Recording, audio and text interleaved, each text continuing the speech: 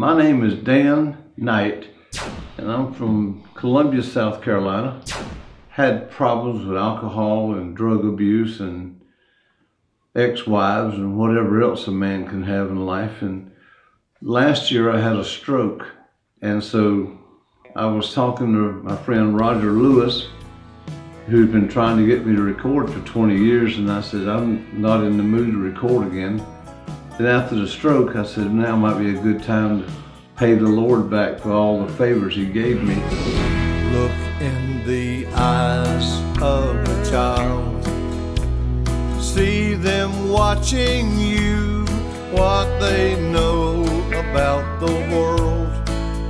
They learn from things you do, so be careful before you speak, and beware of things you do, for how the world will be tomorrow is up to you. It's up to you. It's up to you. It's up to you. It's up to you. How the world will be tomorrow is up to you. It's up to you. It's up to you. It's up to you. It's up to you. How the world will be tomorrow is up to you.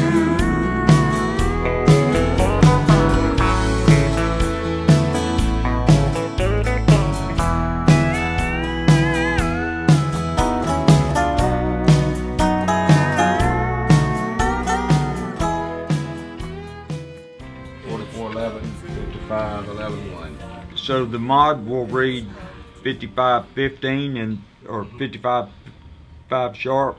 And then there'll be an extra measure of a new 5 to the new 1.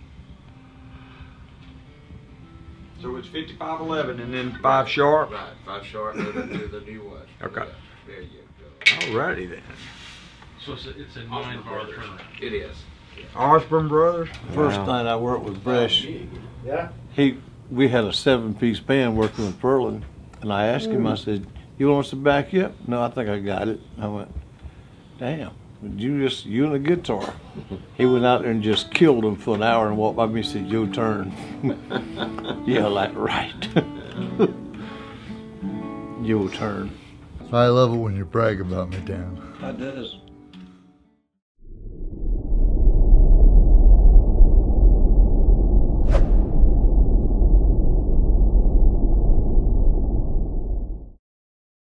Hey, Dan, welcome to you and Tom Bresh. Welcome to Audio Works recording studio here in Hendersonville. We've had a great time here. Yeah, we have. We just wrapped up a week of recording. Great session, great players. We're just starting to get to Skip Mitchell. Of course, the engineer is as you can hear behind us, is doing some of the pre setups to start mixing. And we'll usually spend a day and a half, you know, doing our mixing. Yep. And I just wanted to welcome Tom Bresh as our guest, and I'm glad he came and could be a part of our session. Dan, you've already talked about growing up in South Carolina. You and I met in 1977 at a recording studio. Right. Florence, South Carolina. Right. Yeah. And at the time you and I met, I was a college student. You was a pain. And you were an engineer for the railroad. Yeah, I was an engineer for Seaboard Coastline Railroad. Because I was trying to finish up college and move to Nashville. Yeah. And I met you, and you just sort of sparked an interest in me to sort of get to know you. So I sort of pushed myself in, because one night after I found out where you lived, I went and bought a 6-pack, and I drove over to your house and knocked on your door. You remember About that? 1 o'clock in the morning. Yeah. And we stayed up and drank beer and played guitar all night. And the first words I ever said to you was, "Hey, Doc, let's pick." Yeah. And that was about 2 hours before we got locked up drunk driving. No, but anyway, the point I was trying to make, Dan, we really do have a history, and a long friendship. Yeah, and Great friendship. I think that's the way songs are. These songs, you know, the hardest thing than working, whether you're a producer or an or whatever you do, is to try to really find the right songs for the right artist, the right timing and all of that. And when you have a stack of songs like you had, and you're telling me I have to sort of get down to the 5, that's sort of a difficult thing to do. But thank goodness you and I have been friends long enough that we communicate and you trusted me. And I think the 2 sessions that we have done, good songs. we have picked out perfect songs for the time. I came to Nashville in like 1982. Yeah, because I was here when you Yeah. came here. Yeah. I did the Louisiana Hayride in Shreveport in February the 4th, 1982. Yeah. And then I moved to Nashville and I went to work with Furlan Husky playing Yeah. steel guitar for Furlan. How did you actually meet Furlan? I was working through a talent agency. I believe it was Billy Deaton, I'm not sure. Yeah. And they wanted me to back Furlan up at a show in Albany, New York. And I called Furlan and I said, let's get together and rehearse? No, if you couldn't pick, you wouldn't be here. And so then Furlan called back. He said, well, I'm not going to go all the way up there for one date. Yeah. So I scrounged around and found us another date Yeah. in New Tripoli, Pennsylvania. And that was a long road trip. Furlan rode with us and we had a flat tire and like we never got there. All this time, though, you were still writing songs in the background. Yeah. And you and I were talking about it, and I keep saying, Doc, why don't you come up and cut? And then you had your stroke. Well, fortunately, I'm not handicapped or having to learn how to use parts of my body again. It has affected me mentally, though. My memory's gone down to tubes, but It certainly hasn't affected your songwriting. that hasn't affected my singing either, which is good. Not at all. And so I got to thinking, I said, I had 3 friends that, you and I had one friend, Ed Baldwin, who was a super guy. Loved Ed. He had a stroke and died in 2 days. And then I had 3 more friends that had strokes and died. And I said, well, I had got out pretty lucky and didn't have a death issue here. So I said, I'm going to go ahead and cut the gospel album while I've got time and health to do it. And so that's why I'm here now. Between the 2 of us, we've really picked 10 great songs for this new CD. I was telling Steve Henson, Right. he was talking about gospel songs. I said, mine aren't really gospel songs, they're message songs. Yeah. I've lived them, I've been through it, I've seen how I got here, and thank God I lived through it. Your son, That's Alan, my now, is son. Alan playing at all? Does Yeah, Alan's a good player. He plays ukulele, he plays guitar, Right. and he's a lot better guitar player than he thinks he is. Really? Yeah, one of the best pictures I have at the house is Alan and I are playing together the church service. And when Daddy died, Alan met me at the funeral and played it that night. And it was really a lot of And you wrote a fun. song about it. Yeah. Tell us a little bit about that song that we just cut, in fact. Daddy played the guitar, and he had an old K guitar that he was pretty decent at, but he would never play for anybody. If anybody ever come over to the house, he kept it in the closet. He wouldn't bring it out. And I always thought he was Chet Atkins. He was great. And so I wrote a song that was talking about me watching him play and wishing I could play like he Yeah, did. and what were the old songs in the lyrics you named? Blue Eyes Crying in the Rain and Wabash Cannonball, Folks in Prison Blues, and I Walked the Line. I mean, he knew them all. So what did we decide on the intro to do? Remember? Yeah, played the Wildwood Flower on it. Wasn't that appropriate though? that was It's so intros cool. of song and outros, Yeah. and it's a classic that your dad played.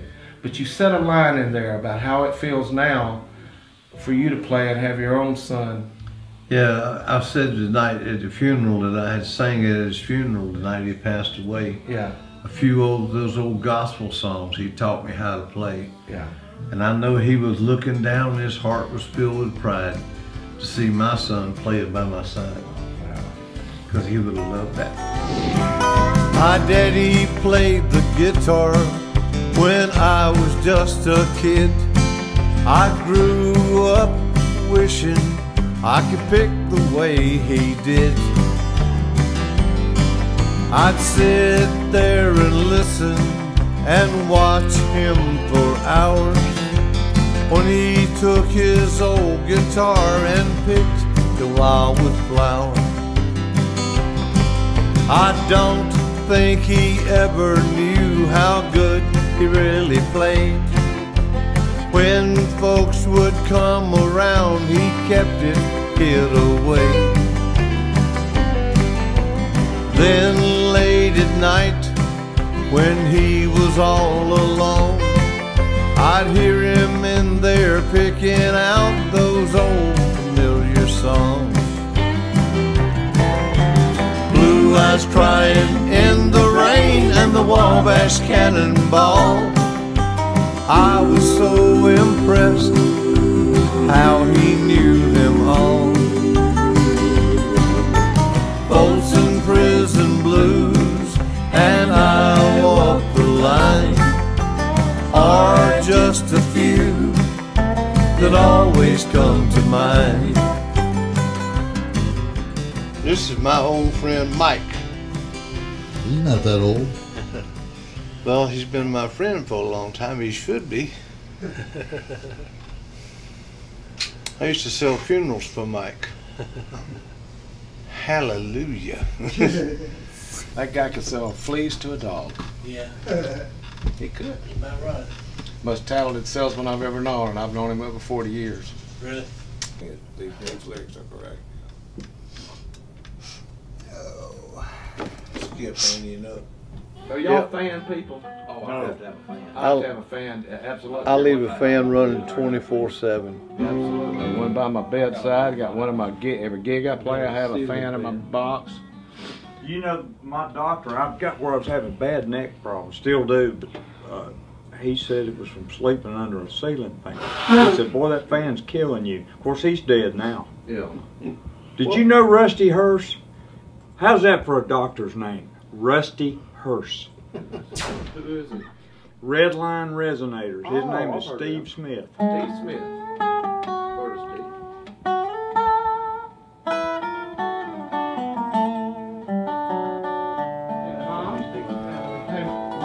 Would you grab a picture of all us before it leaves? Yeah. Would you do that? Being you got the really good gear.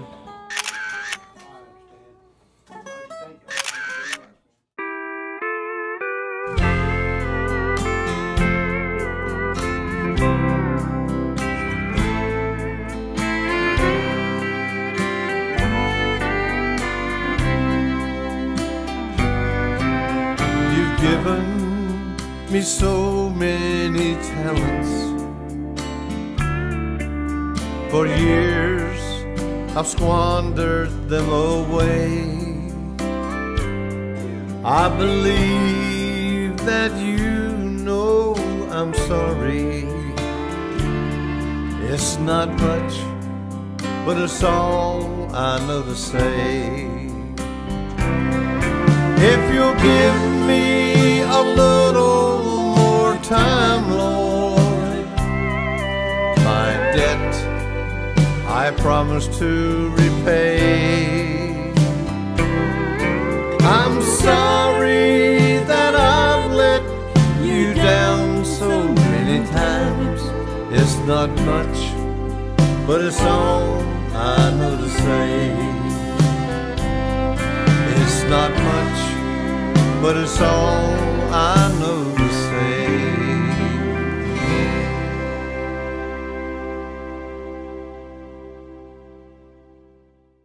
We've always, since the day I met you in 1977, I met you in a recording studio. Yep. And we have always recorded. Yep. We've recorded other people, we've recorded you, we've recorded me, we've recorded songs. And We've- some of we shouldn't have wasted the time on. I'd love to have some of those old reel-to-reel masters. Yeah, me too. Think about it. Dan was quite the interviewer, Tom. One night, Dan and I, we had a little bit of libation, and it became that time of night where somebody had to interview all the liquors in the liquor cabinet. And Jack Danielle was showing his ass and wanted to fight I.W. Harper. Yeah, him and I.W. Harper's wanting to fight. And I don't even get me started on Mr. Boston. We sort of picked on him a little bit because he was, you know, a little. You bought a steel guitar. One of the first lies I told my ex-wife was I got the steel guitar that morning before she went to school, and I said, when you get home this afternoon, I'll be playing this. And that was the first lie I ever told her. Because that's been 40 years and I still can't really play it. Well, you had a dobro. I remember, you know, when you and I first met, you had a great sounding, you had several instruments. Yeah. You had those great Martin guitars, and you had the dobro, and you had the piano. So, how hard was that to learn steel? I mean, it seemed to me like... Well, the steel didn't make any sense. It was tuned in E-ninth chromatic, and which was way off from a dobro. Right. I stepped on 2 pedals by accident. It sounded like Pass Me By, and I went crazy. Oh, wow, that. That double fours on that intro, Yeah, so I went, whoa, this might be something to work on here. Yeah. So your first steel guitar was 77, and what was it? It was a little Showbud Maverick. Yeah. I called Shot Jackson and asked him, I said, you going to be open tomorrow? He said, yeah. I said, I'm coming up to pick up a Maverick. He said, let me just send it to you. I said, all right. I lived in Florence, South Carolina. He sent it to Florence, Alabama. Took me 4 days to get it. Yeah. And that was a piece of nothing steel. I was mowing the grass one day at the church, and this old lady came up to the graveyard to put flowers on the graves for Memorial Day. And I saw her, and so I went to a different section of the churchyard to give her some privacy. And I got to watching her, and she couldn't hardly walk. I got to watching her place the flowers in the little vase there by the stone. She was like she was arranging them. And I had a granddaughter, Madison, that was almost 8 years old, and her daddy had just died about 3 weeks before her birthday. And I wrote that song about this old lady, and then Madison being that old lady just had got old, and about the different family members that had died. I saw an old lady with flowers in her hand. She was bent and weak and could hardly stand. She placed the pretty flowers in the vase there by the stone, watered them with silver tears from the loved ones dead and gone. This one is for Grandpa, he thought she hung the moon. This one's for her daddy, who left her way too soon. Here's one for Uncle Bobby, here's one for Uncle Joe. Whatever happened to Danny, I guess she'll never know. God gave us a memory so we could carry on until we're all together around the great white throne.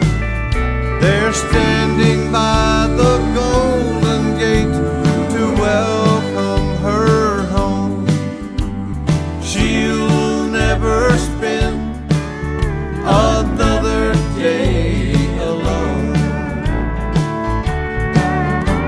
She'll never spend another day alone.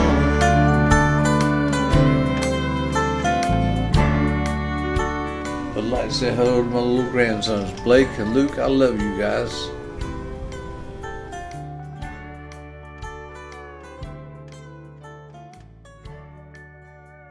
You've got a song in this session, and then you bring out this one song that's R&B, and it's just got a groove, and we fell into it.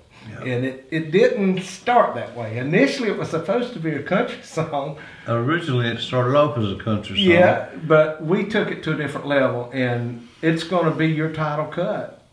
I might shouldn't tell this how I wrote the song, but I was playing in a gospel band, a country band, and they wanted me to come to a homecoming at their Baptist church and sing. And I said, I'd love to. And I got home that night, and I was trying to remember some gospel songs to sing the next day. Yeah. Didn't have a hymn book and didn't have internet back then to look up the words. Yeah. And so about 3:30 in the morning, I'm sitting there about drunk, and I'm going, Lord, I don't know no songs to sing. So I wrote the song Through It All. Yeah. And it was a little embarrassing to sing it the next day, where I said, I've tried it all from pills to alcohol and everything they'd sell me in between, but it was the truth. Yeah. And thank goodness we got a good cut on it. I'm happy with Well, it. we did. Deliver my message to my children down below. You will lead them out of Egypt into the promised land. And when they ask who sent you, say, I am, I am, I am. I like that. Have you got it demoed? No, Oh, we got to hear that. I don't know. There it is. I can't remember the last 4 lines. I'm trying to remember. Oh, you think y'all demo it before I do her session? When I fall, through it all. Alrighty, back to track 1.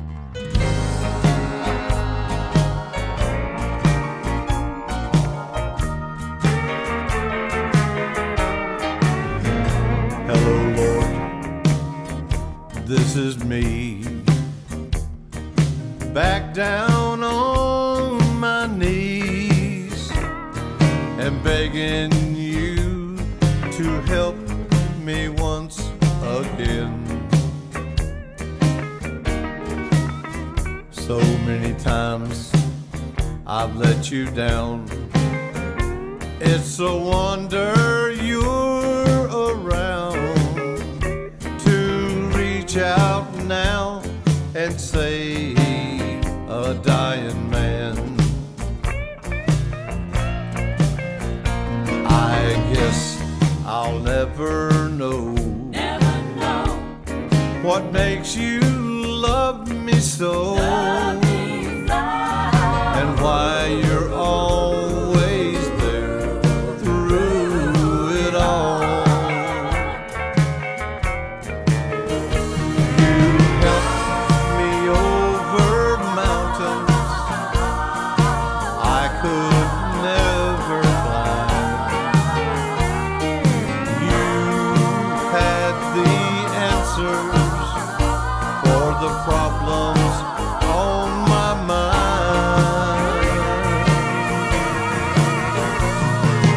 You were always standing by to catch me when I fall, and you were always there through it all.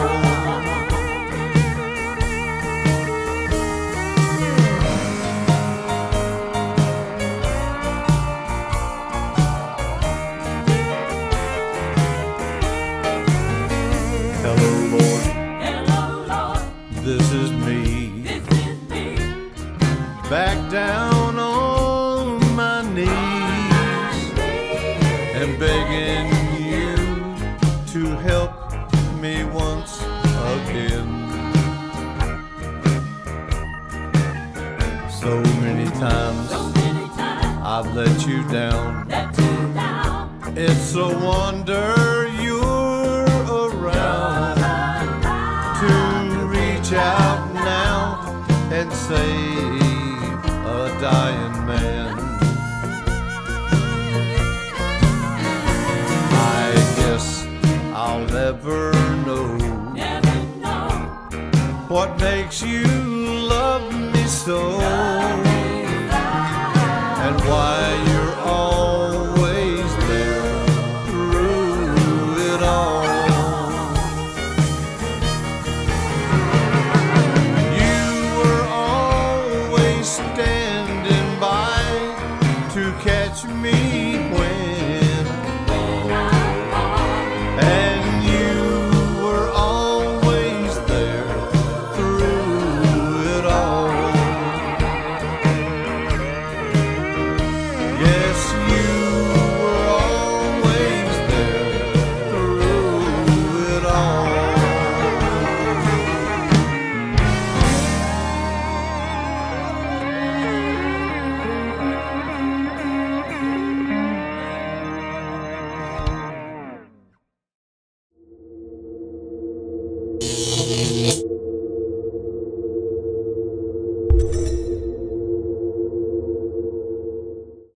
hoping to do some like prayer meetings or men's or women's services and stuff at church to give a testimony and to hopefully spread my message through my songs and my testimony and how I got to this point in life, because everybody's got somebody they're worried about. And prayer does work and brings miracles in your life. And so I just want to be an example this year of not the example of what it looks like to be messed up, but proof that you can get through it. And God does love you.